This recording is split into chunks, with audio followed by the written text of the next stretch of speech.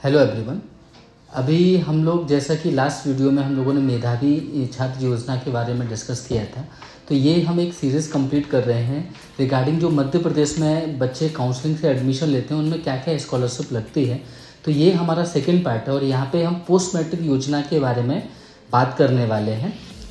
क्या ये योजना है, किस किस कैटेगरी के स्टूडेंट को ये योजना लगती है, इसके बाद इसका एलिजिबिलिटी क्या है और इसमें बॉन्ड क्या क्या रहते हैं और इम्पोर्टेंट क्या क्या फैक्टर हमें इसमें याद रखने चाहिए।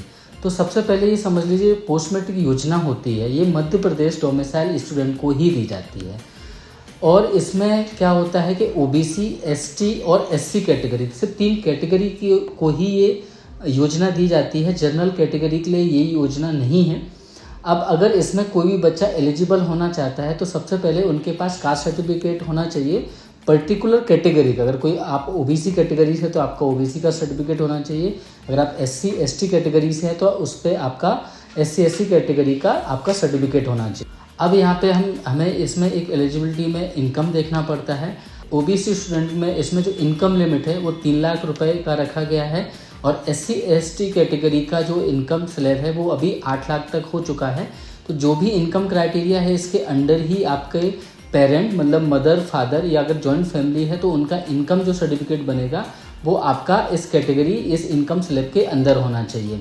अब अगर हम बात करते हैं इसमें आपका बॉन्ड की, तो बॉन्ड मतलब जो भी आपको government Madhya Pradesh government facility दे रही है तो उसके बिहाफ पे गवर्नमेंट आपसे क्या डिमांड करती है। अगर इसमें हम लोगों को ग्रामीण सेवा का एक बॉन्ड फिल करना पड़ता है, मतलब हमें ग्रामीण में सर्विस देनी पड़ती है। अगर ओबीसी कैटेगरी की बात करते हैं, अगर किसी स्टूडेंट को गवर्नमेंट कॉलेज मिलता है तो उसे 2 साल का बॉन्ड रहेगा। अगर आप बॉन्ड ये ब्रेक करना चाहते हैं तो आपको 10 लाख रुपए अगर आप जमा करवाते हैं तो ये आप बॉन्ड ब्रेक कर सकते हैं।